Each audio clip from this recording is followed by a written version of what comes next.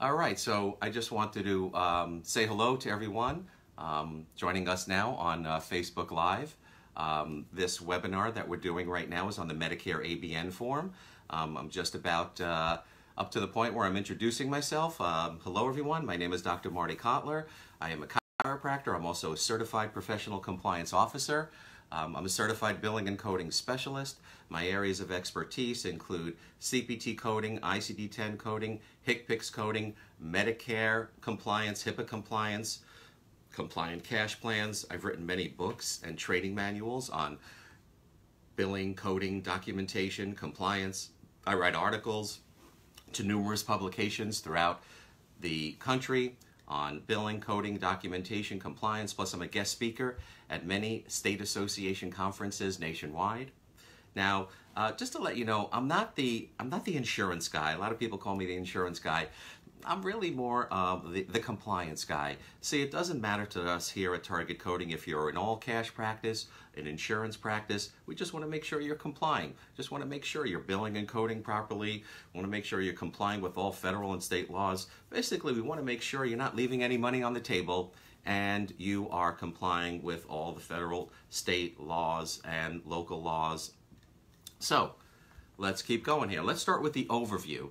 Hello everybody in Facebook land. Overview of the Medicare guidelines. So chiropractic is covered by Medicare, but it's limited just to spinal manipulation. No other services are covered when performed by a chiropractor by the Medicare program. So if you, a brand new patient comes in, you need to take you need to do an exam, right? Medicare does not cover the exam. If you have an X-ray machine, you want an X-ray of Medicare patient. Sorry, Medicare doesn't pay chiropractors for X-rays. So Medicare requires an examination to be performed, but they don't pay for it. I know that sounds a little strange. Now, Medicare requires that you collect money for the exam and the therapies. For example, you have a Medicare patient coming in. Yes, the spinal adjustment is covered. But let's say you do an extremity adjustment, or you do electrical stim, or you do traction on a Medicare patient. You are supposed to be collecting for those services. Some providers and some staff members think, well, Medicare doesn't cover exams and therapy, so we're not allowed to charge Medicare patients for that. Actually, the opposite is true. You must make an attempt to collect for all non-payable services. Here, take a look at the screen right now. So those of you watching on Facebook, you cannot see the slides. We are also recording this webinar and doing this webinar on our web platform. So people that have joined through that platform, you could see the slides. So right now I'm referring to a slide right here. This is a chiropractor that got in big trouble. He had to pay he had to pay the federal government, he had to pay Medicare $80,000 because he was doing electrical stim on his Medicare patients and wasn't charging them for it.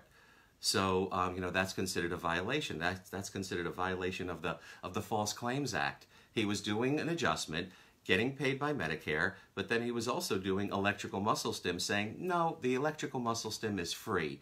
So that was not okay with Medicare, and they fined him $80,000. So now, let's go back to the ABN form. That's the purpose of today's chat, is the ABN form. So the ABN form is a mandatory notice that a provider must issue to a Medicare patient before providing a non-payable yet normally covered service. So this will inform the Medicare patient that this service that's normally covered is now not going to be covered due to a specific reason. What's the most common reason? Wellness care or maintenance care. So the intent of the form is to notify a patient that Medicare is probably not going to pay for a certain item or service in a specific situation. So this allows the patient to make a decision. Do I want to get the service or not? You have to tell the patient in advance. That's why it's called the advance beneficiary notice.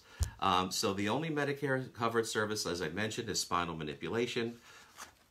So you should not give, do not give ABN, do not give a patient an ABN form unless you have some genuine doubt that the service is not going to be covered. You are prohibited from obtaining Medicare patient signatures in advance on forms.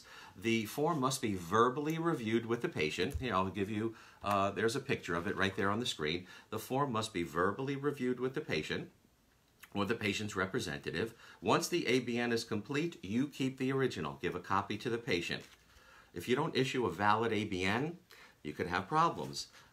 You cannot bill the patient you are financially liable if you don't give the ABN form to the patient in advance of a normally covered service. Now, you could use an ABN form as a voluntary notice. We're going to get into that in a few minutes. So the ABN form should be kept on file for 5 years. It could last a year. The ABN form, a single ABN form for an extended course of treatment remains valid for up to 1 year. But I'm going to have some comments on that in a few minutes because you probably want to get one signed on every visit, but you don't have to. The ABN form must be signed in order for you to collect services for the spinal manipulation. You're prohibited from issuing ABNs on a routine basis.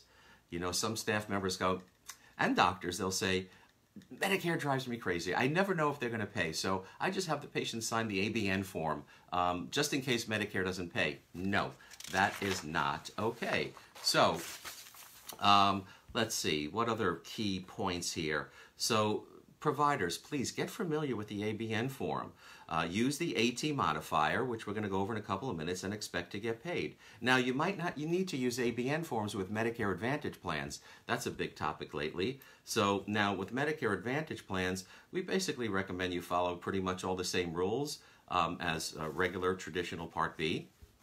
But you don't have to use an ABN. You may or may not have to use an ABN with Medicare Advantage plans. Now let me just clarify the difference between active treatment and maintenance care. See on the screen right now, you see the slide? This is active treatment according to Medicare. It covers acute care. It states that a patient's condition is considered acute when the patient is being treated for a new injury, identified by x-ray or exam, and the result will be an improvement or an arrest of the patient's condition. So that's considered a covered service by Medicare. They also cover chronic care. Whoa, what do you mean, Dr. Kotler? Yes, this is right in the Medicare guidelines.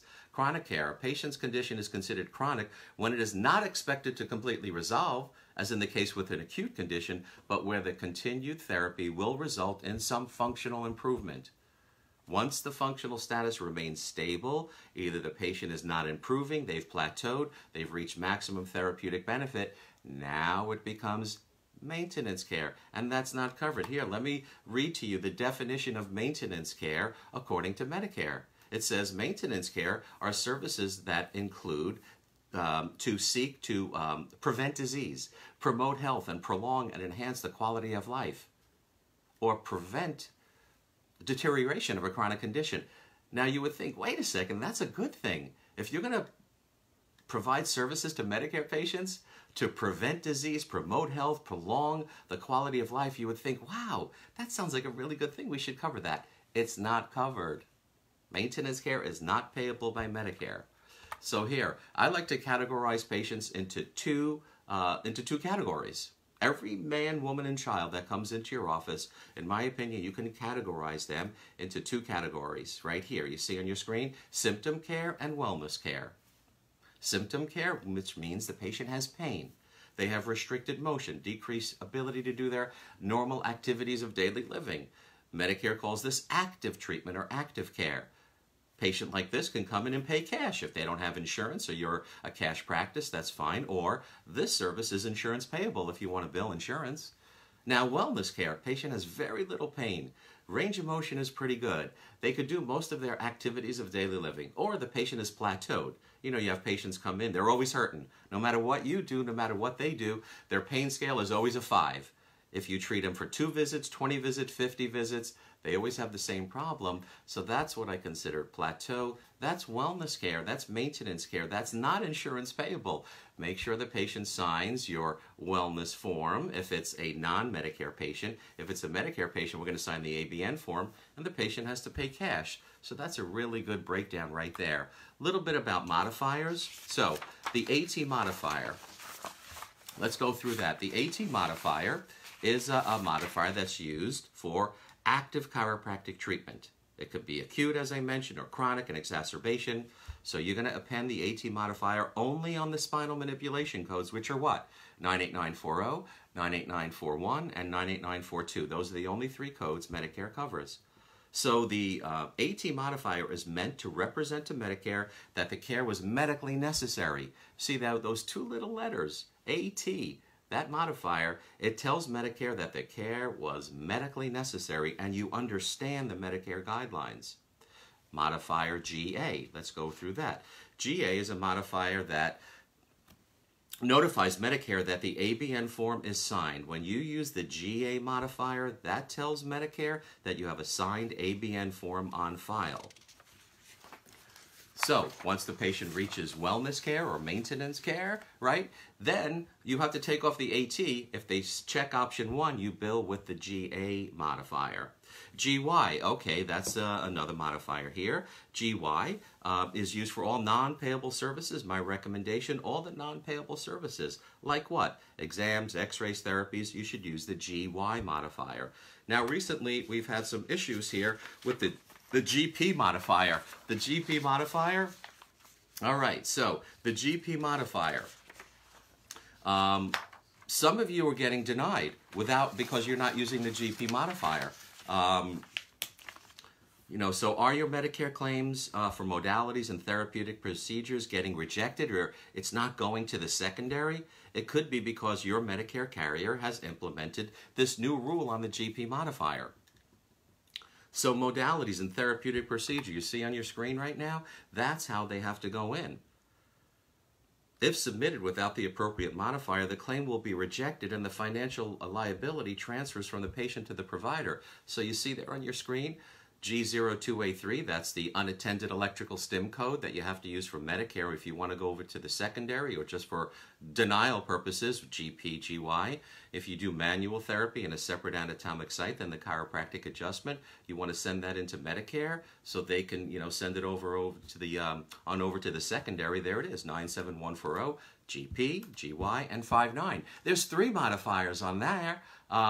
There's room for up to 4 modifiers. On the 1500 form. All right, now a little Q&A here on Medicare. Here's the first question. Can you treat Medicare patients without being enrolled in the Medicare program? The answer is absolutely not.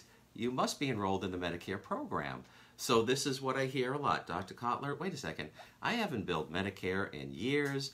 I don't think I have a number. I don't think I ever got a number. I don't know if I have a Medicare number. But basically, we don't bill Medicare, Dr. Kotler. Patients come in. We tell them we're not involved with Medicare. We don't bill Medicare. Patients come in. I do a chiropractic adjustment on their spine, and the patient just pays me cash, and we don't bill Medicare. That's okay, right? No way. That is not okay. So my question to you is, do you want to see Medicare patients? If the answer is yes, get enrolled in the Medicare program. You cannot opt out. See the next question there? Can chiropractors opt out of Medicare? No. Opting out is a private contract. Right now, we cannot do that with Medicare patients. So, collect cash. Can you collect cash from Medicare patients without billing Medicare? Yes. How do you do that? Patient reaches wellness. Show them the ABN form. They check option 2, which says do not bill Medicare. That's how you do it. Now, here's a little point here. So whenever I say chiropractors cannot opt out of Medicare, when I do my live seminars, everybody starts raising their hand and they're wondering, what's going on? Yeah, right there. Chiropractors cannot opt out of Medicare. If you don't believe me, go to the Medicare Benefit Policy Manual right there. You see it on your screen, Chapter 15, Section 40.4. And here's another document. Because this is such a confusing issue, I'd like to give information right from the source. Here it is. This is right from Medicare. You see, it says, doctors of chiropractic may not opt out of Medicare, noting that opting out and being non-par are not the same things. Chiropractors may decide to be par or non-par with respect to Medicare, but they may not opt out. That's right from Medicare. So be careful with that. Don't just, if you're not billing Medicare, that's the law, right? It's illegal for you to do a spinal manipulation on a Medicare patient and not bill Medicare. You must bill Medicare for all covered services. Covered services, you hear what I said? Covered services. An exam is not covered, so do you have to bill Medicare for an exam? No, But the patient might ask you to. They might say, please send it in. I have a secondary insurance. Or they don't believe you that it's not covered, right? Some Medicare patients will say, I don't understand. I go to all the doctors I go to. Exams are covered. I don't understand why it's not covered. Please send it in. Now here, again, if you're one of those chiropractors that are just adjusting Medicare patients and just taking cash and not billing and just giving them an ABN form, look what this says. Chiropractors not enrolled in the Medicare program cannot use ABN forms. So chiropractors that are not enrolled in the Medicare program, you're not allowed to use the Medicare ABN form. There's the source. Medicare Claims Processing Manual, Chapter 30, Section 50.3. All right, so there's a picture of the form. There's another, it's interesting. The Medicare ABN form is a one-page form, right? It's a one-page form. It has a 39-page instruction manual. I've read it many times. There's the source right there on your screen. There's 10 customizable areas labeled A through J. That's where you fill it out. Areas A through F must be completed by the patient. Now, let me give you some real practical stuff right now.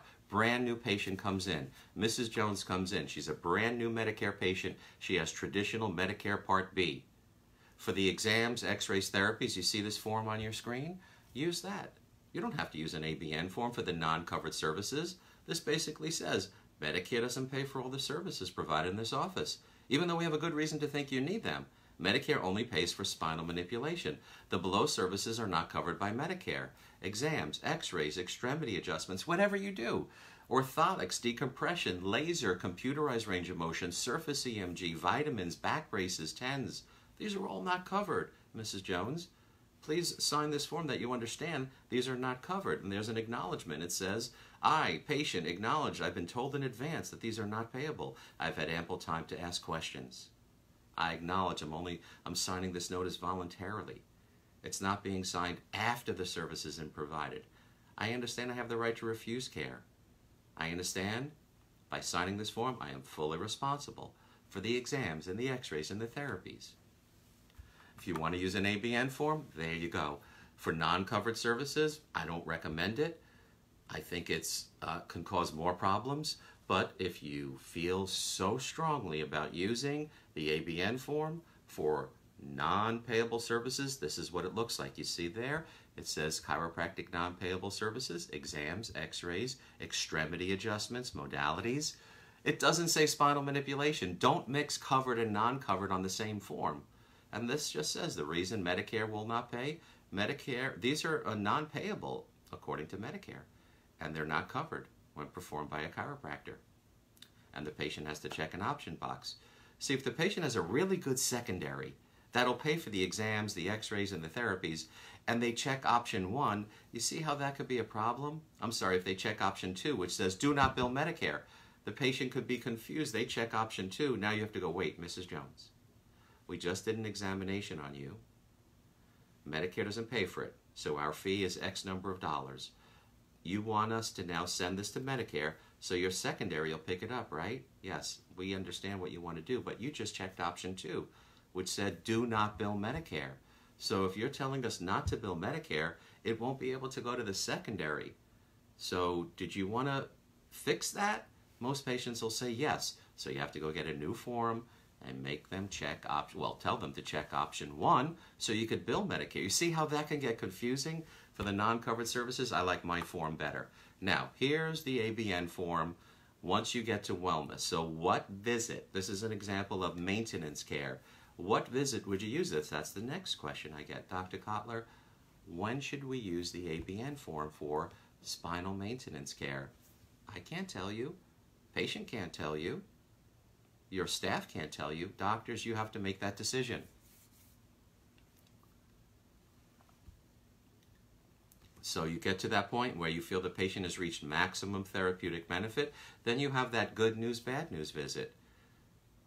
Mr. Williams, over the past couple of visits, you've told me you're feeling really well, right? Yes, Dr. Kotler, I love coming in here. I'm feeling so much better. Right, we had you fill out this form, this outcome assessment form. It shows you've improved dramatically. Yes, I really like coming in here. I'm getting helped a lot. Yeah, look, you said your pain scales went from an 8 to a 2. Yes, I feel much better, Dr. Kotler. And you're telling me that you're able to do your yard work, you're doing pretty much all your normal activities of daily living. Yes, Dr. Kotler, I'm doing fantastic. So, Mr. Williams, when you come in on your next visit, I'll give a patient like a little, little warning, sign. Next visit, if you're still doing really well, Mr. Williams, I need to talk to you about wellness maintenance, and that's not covered by Medicare. Okay, next visit, still doing well. Then say, okay, Mr. Williams, we have good news and bad news. The good news is you've reached wellness maintenance. Bad news is Medicare doesn't cover wellness. According to your Medicare carrier, it's not covered. Wellness is not covered. Would you like to keep coming in? Some patients say yes, some patients say no. The ones that say yes, go get the form, use it the way you have it right on the screen there. You see it says in the bottom left corner, make sure you're using the right ABN form. I've seen doctors using the ABN form for like 1985. You see it says expiration 3/20/20. Make sure you're using the right form. It says services, spinal manipulation for maintenance care. Reason Medicare may not pay, Medicare does not pay for chiropractic manipulation of the spine for maintenance care. Put down the fee that you're going to be charging the patient and let the patient choose an option box. If the patient checks option 1, okay, now you have to bill Medicare just for denial purposes. Take off the AT, replace it with GA. If the patient checks option 2, it says do not bill Medicare. I like that one better. Now, if you are non-par, not accepting assignment, the ABN form needs to be completed differently. You see it on your screen?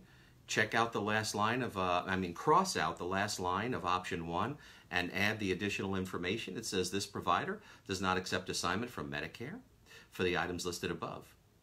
If I checked option 1, I am responsible for paying this provider's charge for the item provided.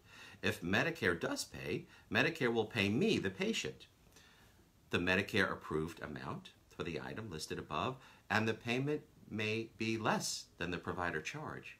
So if you're non-par, not accepting assignment, make sure you use this version of the ABN form. Now, what happens if the patient is in an auto accident, right? Medicare patients can get into auto accidents, so their primary is State Farm, Geico, Allstate. The patient also has Medicare. So how do you bill Medicare as a secondary on PIP claims? Good question, right? Go to box 10, make sure you check yes. You see on the screen, box 10, auto accident, yes. Put in the state. Then you got to go to 11D, box 11D on the 1500 form. See it there? It says, is there another health plan? Yes, there is another health plan. Medicare requires you disclose that. So there you go, other insured's name, the policy number, there's the State Farm policy number, and then in 9D, it says State Farm. So Medicare is precluded from making payments where payment has been made or can be reasonably expected to be made through auto insurance, work comp, regular insurance. Must first go to the liability insurance before it goes to Medicare. Make sure you're filling out the forms properly. Forms, I mean, we spend probably 10 hours a week working on forms, working on doctors with forms, explaining doctors how to use forms properly. It's a big portion of running a successful compliant practice. Here's another form, an ABN form. This is for patients that have been in an auto accident. It says reason Medicare may not pay. It says your injuries are related to an auto accident, and we have submitted your claims to the primary insurance company. Okay, you have requested that we submit the claims to Medicare. If Medicare denies payment for reasons other than medical necessity, we are notifying you in advance that you will be financially responsible. Now, a little bit about compliance plans, policies, and procedures. You see, if you see Medicare patients, probably don't know this. I would bet most of you do not know this. If you treat Medicare patients, you are required to have a Medicare compliance plan, which includes formal policies and procedures. Most of you don't know that. OIG stands for Office of Inspector General. Their job is their mission is to protect federally funded programs like Medicare, Medicaid from criminals. There's a lot of crime with Medicare. There's a lot of fraud and abuse that occurs. So chiropractic is a covered service in the Medicare program, so the OIG wants doctors to be proactive. This includes, you see on your screen, having formal staff trainings. Document them in a training log. There are 7 essentials. You may have seen these before. The 3 that are in bold on your screen, those are the 3 most important ones. Having written policies and procedures. For example, what's your policy on a Medicare patient that comes in just with neck pain, but you adjust full spine? A lot of doctors do that. Adjust full spine, but only bill for the neck, 98940. You have a policy on that? You should. Otherwise, it could be considered downcoding or an error. Regular staff trainings, internal reviews. These are the things that are required. I know you're thinking, wait a second, Dr. Kotler, another thing we have to do? I don't make these rules. I just explain them, share them with you. Again, remember, I'm not the coding guy. I'm the compliance guy. This is about compliance. Every day we get calls here at Target Coding where the provider or the staff say, I just want to make sure I'm doing everything right. You want to make sure you're doing everything right? You really want to make sure you're doing everything right? If you see Medicare patients, you have to have a compliance plan. Get one. Why should you have one here for your staff members watching this? Don't you want to work in an ethical and trustworthy atmosphere? Don't you want organization and leadership? Well, that's what a policy manual will do. For insurance companies, state boards, malpractice, if audited, it could mitigate fines and penalties. A policy manual can contain the ammunition that you could use to defend yourself in any alleged misconduct. So here's a sample policy on doing an internal review. We have this, we call it our chart audit tool, where we just go down about 30 questions on a soap note. Is the patient's name and date on the form? Did you list the subjective findings, the objective findings? Did you do the part exam? Did you show the specific bones that you adjust? Medicare doesn't want, I adjusted the cervical region. Medicare wants, I adjusted C5, C6. Here are our staff trainings. Staff trainings, yes. It's essential for any compliance plan to have staff training. So the OIG has recommendations for 3 hours per year of training. And here's our formal training log. We have a couple of different ones. That's one of them. You just fill in the blanks on an Excel spreadsheet. Medicare requires that you go to the exclusions list. If you're a Medicare provider, you must go to the exclusions list and put your name in there. And if your name pops up, you're not allowed to see Medicare patients. Now, some people get confused. Wait, Medicare, HIPAA, you know, again, doctors say, Marty, Dr. Kotler, want to make sure I'm doing everything right. Okay, so, Dr. Jones, do you have a HIPAA compliance program in place? No, I don't. HIPAA is required. You want to make sure you're doing everything right? You must have a HIPAA compliance program in your practice. So the main purpose of a Medicare policy manual is to prevent billing and coding errors. The main purpose of HIPAA is to protect patient private health information. It's 2 totally different programs. Don't confuse them. Medicare is all about preventing billing and coding. HIPAA is about protecting patient information from the cyber criminals out there. In HIPAA doesn't have anything to do with billing and coding when it comes to HIPAA compliance program. So HIPAA's been around a while, over 20 years. It's just become a big deal now because of all the cyber criminal activity that's going on. Every time you hear about something in the newspaper or on the news, you know, like recently there was an issue where a doctor came out and said that his patient is taking medication for hair growth. The problem was that patient, it was the President of the United States. The doctor said he didn't think it was a big deal. Oh, what's the big deal? You know, President is taking medication for hair growth. It is a big deal. So the more stuff like that gets out into the news, the more exposure that you could have. The more popular HIPAA becomes, the more you have to protect yourself. But maybe you don't need to implement a HIPAA program. So here's the question. See it on your screen? Are you a covered entity? HIPAA applies only to covered entities. Are you a covered entity? I'm going to ask you two questions. Do you bill insurance companies or receive payment from insurance companies? The answer is yes, you're a covered entity. You submit claims electronically, definitely you're a covered entity. So here's a little link. If you're looking to implement a HIPAA program, we could do it for you, or you can try doing it yourself. There's a good way to start as far as just a summary on HIPAA. Start with a security risk assessment. Some doctors, many doctors that we speak to and staff will ask, do you have a HIPAA compliance program? Because they'll say, we want to make sure we're doing everything right. And we say, well, do you have a HIPAA program? Yes. Okay. Tell me about your HIPAA program. Well, we have the patient sign forms. Okay. That doesn't mean you have a HIPAA program. If the HIPAA police ever came knocking on your door, one of the first questions they'll ask is, could we see your security risk assessment? I would bet a lot of money that 95% of you listening to this presentation have not done or have gone through a formal security risk assessment. I know this because when we do my live seminars, I was in front of about 150 people last week doing a seminar. I said, please come up and tell me if any of you have done a security risk assessment. 2 people out of 150 raised their hands. So get a security risk assessment. Again, if this is too complicated for you, get somebody to help you. Designate a compliance officer.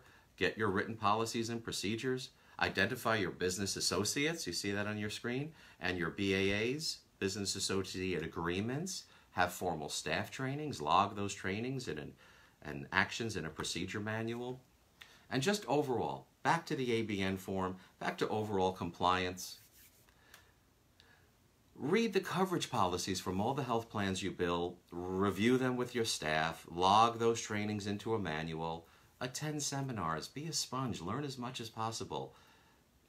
Attend seminars, attend webinars, watch videos. If you're watching this and you want to include this presentation into your compliance manual, we'll send you a certificate of attendance. So just a few closing comments. Please check with all the plans you bill prior to submitting claims based on this information. Before we continue, I'm just going to say goodbye to our Facebook friends. We'll check you out soon.